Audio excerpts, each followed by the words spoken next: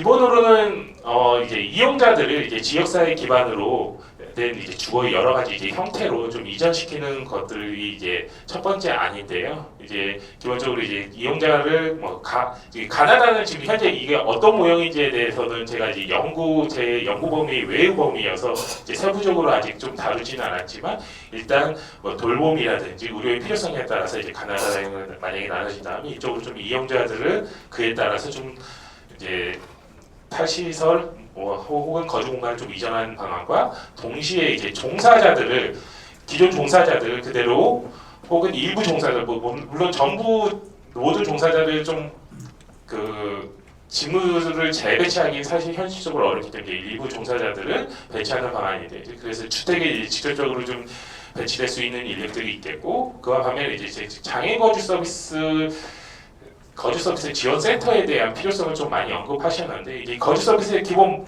기능과 역할은 이러한 주택들을 좀 지원하는 역할로 보시면 될 것 같아요. 대체 인력에 대한 부분들, 행정에 대한 부분들, 그 다음에 주택 관리에 대한 부분들, 그리고 이제 그와 더불어서 이제 사례 관리라든지 서비스 조정에 대한 문제들을 좀 주요 담당하는 그런 서비스 센터를 만들어서 좀 이쪽으로도 좀 종사를 배치하는 방안이 첫 번째 아니고요. 이 두 번째 방안 같은 경우에는 A 모형 플러스로 이제 신규 장애인 분야 사업을 함으로써 특히 이제 기존에 있었던 그 건물이라는 부지를 활용해서 이제 새로운 목적 사업을 수행을 하는 거죠. 그 목적 사업에 필요한 인력들을 기존의 장애인 거주시에서 일하셨던 분들을 활용하는 방안이 이제 B 모형으로 보시면 될 것 같고, 이제 C 모형 같은 경우에는 이제 아예 장애인 거주 시설 사업 자체를 종료하고 이 부분에서 제3자가 이제 하는 걸로 보시면 될 것 같고, 이 제3자가 누구인지 모릅니다. 뭐 자립생 센터가 될 수도 있고 혹은 장애인 복지관이 될 수도 있습니다. 다만 그 이제 사업자 공모할 때라든지 이제 전제 조건을 좀 최대한 이제 기존 이용자들이라든지 아니면 기존에 일했던 거주시에 일했던 종사자들을 고용 승계하는 방안에 대해서 물론 그런 법적 의무사항은 없습니다. 하지만 이제 그런 식으로 좀 추진하는 방향이고요. 이제 네 번째 같은 경우에는 앞서 말씀드린 이제 법적 사항이 아니기 때문에 새로운 사업자가 고용 승계를 안 받을 수도 있습니다. 그럴 경우에 이제 가능성을 설명하는 거고, 이제 N설 모형은 이제 아까 설명해드린 대로 동일합니다. 그래서 여러 가지 좀 추진 가능성을 좀 비교를 해보면요. 일단 이용자 안정성이라든지 연구자의 수용성, 종사자의 고용 안정성, 사업의 전문성, 그다음에 기존 시설 활용성 측면에서 이제 비모형이 비교적 좀 높은 것으로 나왔는데요. 근데 결과적으로 이제 법인의 추진 의지에 따라서 좀 방향성이 좀 달라질 것 같습니다. 각 법인의 상황에 따라서, 각 시설의 상황에 따라서 A 모형으로 갈 수도 있고 B 모형으로 갈 수도 있고, 이것들은 정말 경우의 수에 따라서 법인의 특성에 따라서 좀 추진된다고 보시면 될 것 같습니다. 이와 관련해서 이렇게 추진하는 과정에 있어서 이제 어떠한 정책 과제들이 좀 필요한지를 대해서 말씀드리면 크게 한 5가지, 6가지 정도 되는데, 일단 24시간 포괄적 돌봄 서비스에서 이제 지역사회 거주공간을 이전했었을 때 이 서비스 공백을 어떻게 해소할 것인가. 아마 이제 그 거주시설에서 시설장님이라든지 종사자들이 가장 우려하시는 부분들이 이런 것 같아요. 나가면 활동 지원 받을 수 있는데 활동 지원 받아서 집안에만 갇혀 지낸다. 혹은 활동 지원도 다 받을 수 있을지 없을지도 몰라요. 근데 이제 과연 그게 행복한 삶일까? 이런 문제에 대해서 아마 고민을 하실 것 같아요. 이런 것들을 어떻게 해소할 것인지가 좀 주요 쟁점이고, 특히 이제 의사결정이라든지 의사소통에 제약이 있는 발달장애인들, 상시 돌봄이 필요한 발달장애인들은 어떻게 할 것인지, 이러한 부분들. 그리고 이분들이 막상 나갔을 때 초창기에 이분들의 지역사회 정착을 굉장히 밀착형으로 좀 지원해 줄 수 있는 그런 누군가가 필요한데, 그 누군가가 현재 우리 지역사회에 있는지, 기존 인력들을 활용해서 좀 추진할 수 있는 가능성은 없는지, 기존 인력들은 사실 뭐 여러 가지 비판이 있을 수 있겠지만 어쨌든 그 발달장애인이 됐든 간에 그 거주시설에 대해서 살고 있는 분들에 대해서 가장 잘 알고 계신 분입니다. 가장 많은 정보들, 여러 가지 24시간 활동하시면서 관찰을 통해서 혹은 대화를 통해서 많이 알고 계신 분들인데, 이분들을 좀 저희들이 지역사회 기반한 부분으로 활용할 수 있는 방법들이 있는지, 어쨌든 간에 이런 역할들을 할 수 있는 것들에 대해서 좀 고려를 하고 있고요.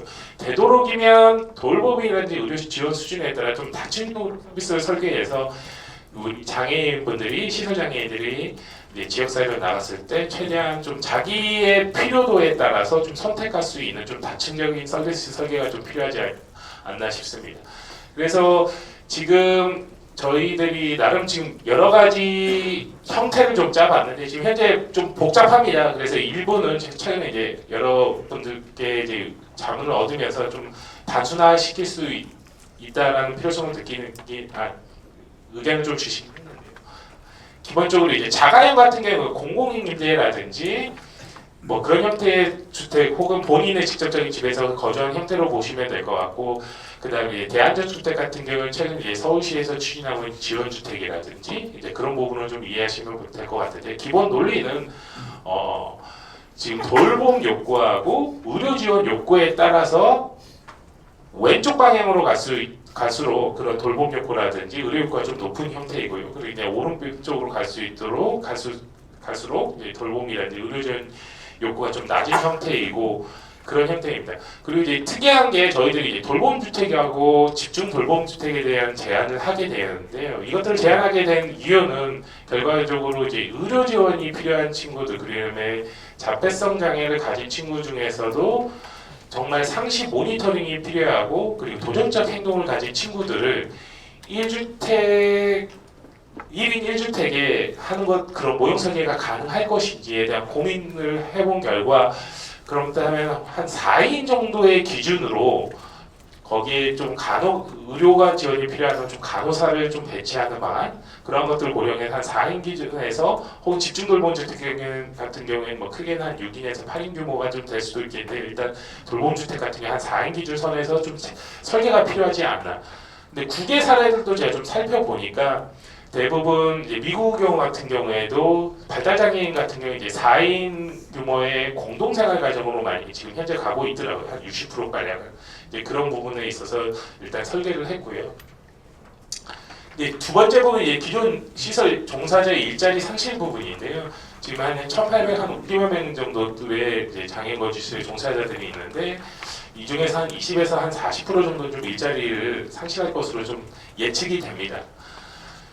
그리고 실질적으로 저희가 장애인 거주시설에서 종사하고 계신 분들을 대상으로 전수조사를 좀 진행을 해봤는데요. 그중에서 이제 현재 탈시설 정책과 관련해서 어떤 점들이 굉장히 우려되냐고 여쭤봤었을 때 한 60%, 58.7% 정도가 일자리 상실 부분이었고, 고용 불안정도 한 60%에 달했습니다. 사실 종사자의 1차적인 책임은 그러니까 법적으로 봤을 때는 이제 법인에 있습니다. 정부라든지 지자체에서 이 부분에 대해서 좀 책임질 부분들은 사실 법적으로는 없습니다. 하지만 좀 유화적인 제스처, 그리고 좀 탈시설 정책이라든지 시설 변화를 좀 촉진시키기 위한 일환으로 좀 중앙정부나 지자체에서 좀 고려해야 될 부분들이 있지 않나. 그렇지 않았을 경우에 외국 사례를 보더라도 이제 종사자들의 저항이라는 표현이 적절할지 모르겠지만 긴장? 정책 추진에서 긴장감을 계속 유지했던 그룹 중에 하나가 이제 이 종사자예요. 가족과 더불어서. 그래서 이제 종사자에 대한 좀 적극적인 대책이 필요하고, 그리고 일단 저희들이 현재 내놓는 안은 탈시설 초기 정착이라든지 서비스 연계 사례 관리들을 위한 인력으로 재활용하는 방안에 대해서 지금 고려를 하고 있는데요. 그 이제 기존 전문 인력이 일단 이런 안을 추진하게 된 이유는 기존 전문 인력 고용 유지하고 노하우를 좀 활용을 통해서 이제 하자는 취지이고, 다만 이제 서비스를 제공하는 세팅이 달라지기 때문에 이분들을 대상으로 해서 이제 좀 전환 교육이 동시에 좀 이루어질 필요성은 있다. 그리고 이제 나머지 인력들에 대해서는 다른 목적 사업 수행으로 통해서 기존 종사자들을 좀 고용 유지하거나, 그리고 좀 가장 저희들이 지금 현재 변화된 서비스 지원 체계에서 좀 흡수하기 좀 어려운 인력들이 사실 치료와 관련된 인력들이에요. 물리치료사라든지 작업치료사, 이제 이분들 같은 게 이제 불가피하게 현재 이제 기존의 유관기관이라든지 병원적으로 좀 흡수될 수밖에 없지 않을까 생각됩니다.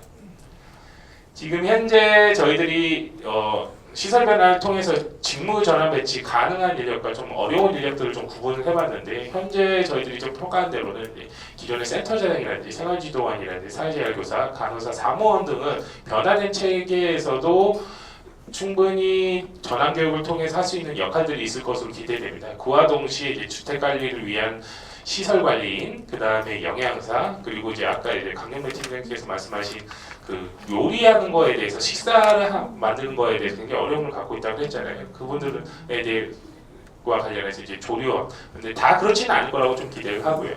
그리고 이제 직무 전환 배치가 어려운 인력들은 이제 좀 전에 말씀드린 치료 직군들, 이분들이 정도 될 것 같고, 이분들은 규모가 한 300명에서 한 400명 정도 될 것 같아요. 이분들이 이제 일자리를 잃어버릴 가능성이 있지 않은가 싶습니다. 이제 시설 변화 좀 역할 부분에 있어서는 이제 간호사 같은 경우에 이제 집중 돌봄 주택에 좀 배치가 되고, 생활재해설교사 같은 경우에 이제 주거 매니저 역할들을 좀 수행할 수 있을 거로 기대되고, 사회재활교사도 주거 매니저 쪽에 좀 근접한 일을 좀 하실 것 같고, 시설장은 뭐 센터장이라든지 그런 역할들을 좀 할 수 있을 것 같고, 기존의 변화된 체계에서 좀 필요하지 않은 인력들 같은 경우에 총무라든지 지금 훈련교사, 치료사, 그다음에 위생원 등 같은 경우에는 이제 지역사회 자원으로 좀 대체되는 방향으로 추진되지 않을까 싶습니다. 이제 세 번째는 이제 거주 서비스 지원센터의 설치 운영의 필요성이 있는데요. 사실 이제 대규모의 장애인 거주수를 이제 소규모 기반으로 바뀌는 거잖아요. 근데 이 각각의 소규모의 주택들을 지원할 수 있는 어떠한 그 지원 체계가 좀 필요하지 않나라는 의견들을 많이 주셨어요. 그래서 지금 현재 이제 거주 서비스 지원센터, 아까 이제 좀 전에 그림 보여드렸던 이제 그림 중에서 그런 것들을 설치 운영할 필요성이 있다라는 말씀을 하셨고, 이제 기본 기능은 이제 소관주택의 행정이라든지 대체 인력이라든지 서비스 질 관리 감독, 서비스 조정 등을 감당하는 역할들을 하게 될 것으로 기대를 하고요. 설치 운영 방안이 센터 1개소당 한 30에서 50인 규모 주택이 될 수 있고, 이제 인원은 한 30에서 50인 정도를 좀 예상을 하고 있고, 인력 부분에는 아까 설명한 것과 같고요. 그리고 이제 설치 방안에서는 이웃장에서 부가적인 설명을 드릴 때 크게 이제 배태양하고 지역 거점형, 확장형 등으로 다양한 이용으로 좀 설치 운영을 할 수 있을 것으로 기대되고, 다만 지금 현재 장애인 복지법상 이 설치 근거가 없습니다. 그래서 이 설치 근거를 마련하기 위해서는 좀 장애인복지법 시행규칙 제41조에 좀 새로운 장애인 거주시설 바형으로 좀 신설해야 되지 않을까 싶습니다. 그래서 이제 베타형과 지역 거점형, 그리고 확장형으로 구분해서 지금 제안을 했는데요. 이제 차이점을 좀 더 설명드리면, 이제 베타형 같은 경우에는 이제 탈시설 대상은 범인이 거주 서비스 지원 센터를 설치를 운영하고, 그리고 이제 소규모 주택들을 동시에 지원하는 기능한 담당을 하는 것들이고요. 이렇게 됐을 경우에 상대적으로 기존 종사자의 이동이라든지 재배치가 수월하다는 장점이 있습니다. 그리고 고용 유지라든지 활용을 좀 극대화할 수 있지만, 단점으로는 결국에 이제 기존 법인의 사업권을 그대로 인정해 주는 겁니다. 그래서 좀 비판의 여지가 있습니다. 그렇다 보니까 물리적 구조만 바뀌었지 있는 그대로의 형태들이 다시 구성된 형태로만 됐다면 형식적인 운영 구조가 좀 개선되기 좀 어려울 것으로 좀 기대를 되고, 그리고 현재 공동생활과정과 좀 유사한 것들이 있는데, 그쪽에서 좀 이러한 기관의 필요성을 좀 많이 말씀을 하셨었어요. 그분들과의 형평성들을 어떻게 가지고 갈 것인지가 좀 문제가 될 수 있을 것 같습니다. 이제 반면에 이제 지역 거점형 같은 경우에는 좀 공공의 책임성을 강화하는 방안인데요. 뭐 정부라든지 지자체에서 이제 지역 단위로 설치해서 그 지역에 있는 모든 주택들, 그것들이 단순히 탈시설을 통해서 나온 그 소규모 주택들뿐만 아니라 공동생활 가정 같은 경우에도 그 지역에 있다면 같이 이제 담당하는 기능을 좀 수행하는 역할로 보시면 될 것 같고, 그래서 이제 장점은 이제 특정 법인에 대한 배타성이 없다라는 것들, 그리고 무엇보다도 이제 국가라든지 지자체 책임하에 이루어지기 때문에 공공성 확보하고 최선의 서비스 질 관리가 좀 가능하다는 장점이 있을 수도 있고요. 단점으로는 특정 법인의 소관 주택들이 굉장히 많은 경우에 이제 소수의 주택들이 좀 소외될 수 있다라는 거, 그리고 법인하고 주택 운영 사업자들이 주체가 다를 경우에 좀 소통이 좀 어렵지 않을까, 협업이 좀 어렵지 않을까라는 그런 단점이 있습니다. 이제 확장형 같은 경우에 이제 탈시설 법인이 거주 서비스 지원센터를 운영을 하되, 이제 그 지역에 있는 것들을 모두 이렇게 지원하는 방안인데요. 이제 장점이나 단점은 이미 설명해 드린 것과 거의 비슷합니다. 이제 네 번째 이 기본재산 처분하고 활용 방안인데 이 부분이 굉장히 좀 어려운 것 같아요. 그래서 일단 기본 재산을 이제 매도라든지 증여, 교환, 임대, 담보 제공할 때 경우에 이제 시도지사의 허가가 필요하다고 이제 사회복지사업법상 나와 있는데요. 그런데 이 허가 받기가 굉장히 현재 기준으로 쉽지가 않습니다. 그래서 여러 가지 좀 어려움들이 있고, 그리고 이제 절차적인 부분에 있어서라든지 아니면 행정적으로 처리하는 부분에 있어서 여러 가지 좀 어려움들이 있어서 이 경우에 이제 집행부에서 좀 어떤 기준들을 좀 마련해서 좀 적극적으로 지원해 줄 필요성이 좀 있고요.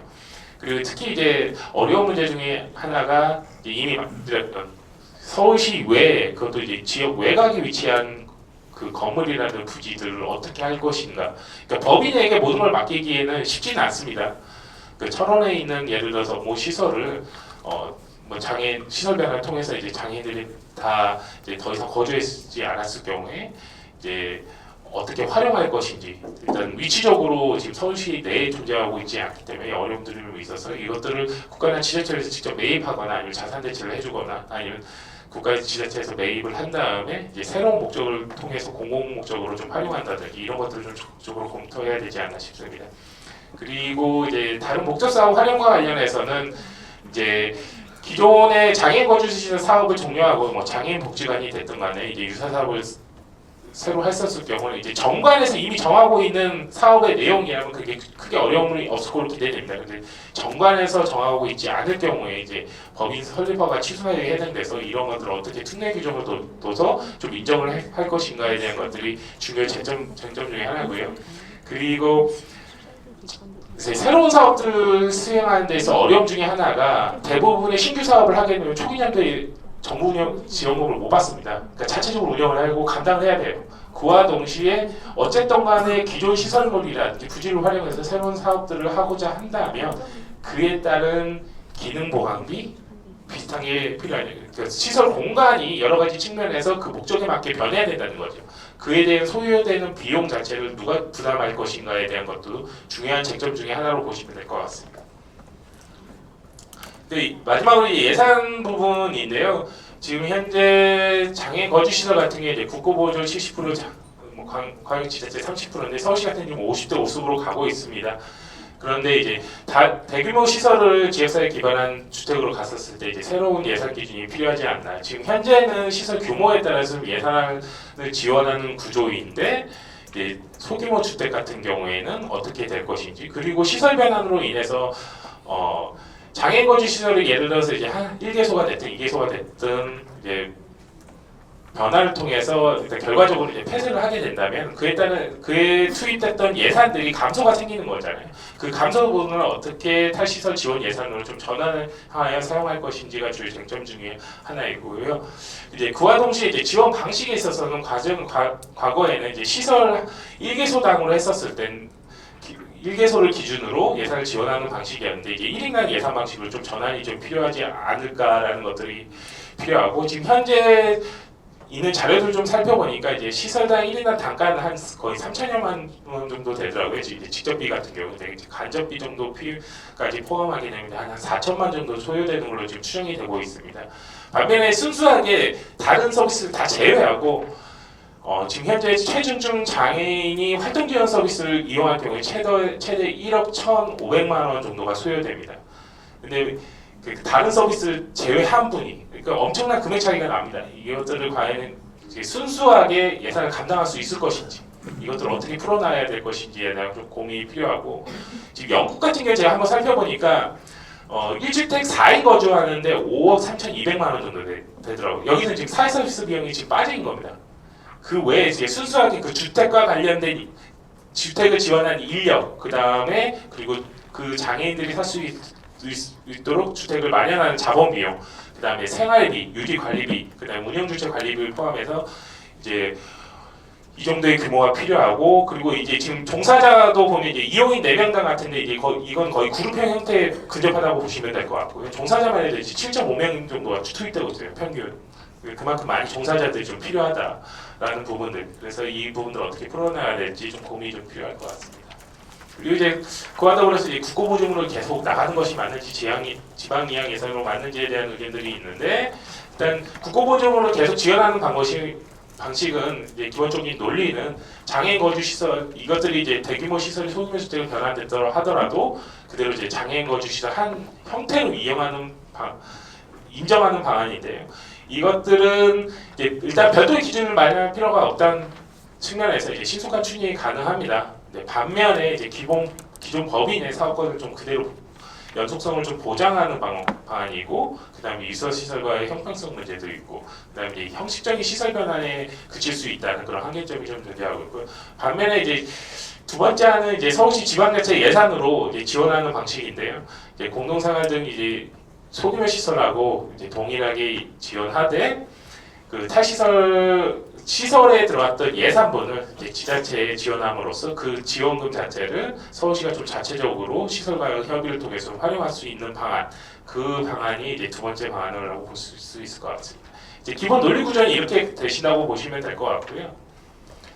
이제 시설 변환 추진 절차에서 가장 중요한 것들이 하나가 이제 정부가 어떠한 획일적인 기준을 세우고 이렇게 추진해 이런 방향은 실질적으로 좀 어렵지 않나 싶습니다. 시설마다 굉장히 규모도 다르고 특성도 다르고 아마 법인마다 가고자 하는 방도 굉장히 달라질 것 같습니다. 그래서 기본 방식은 이제 아래부터 좀 위쪽으로 좀 올라가시는 방식에 대해서 지금 고려를 하고 있고요. 그래서 시설 자체적으로 시설 변환 계획을 수립하고 이제 정부나 지자체에서 검토를 하고 그리고 그에 따라서 드는 예산을 추계를 하고 예산을 지원함으로써 실질적으로 추진하는 방향들이 필요하지 않나라는 의견들이 있었고요. 그리고 기본적으로 이것들을 이제 법인이라든지 시설 자체적으로 굉장히 하기 어려운 실정입니다. 그래서 이제 시설 변화 컨설팅이라든지 실무 지원하는 부분에 대한 것들을 많이 하셨는데 지금 아직 저희가 그 전체적인 시설 변환에 대한 전달 체계 부분에 대한 것들이 지금 현재 정리되지 않은 상태입니다. 그래서 오늘은 좀 공유해드리지는 못했는데 이러한 지원들이 꼭 제3의 무엇인가가 좀 필요하다는 의견들이 굉장히 강하게 있었고요.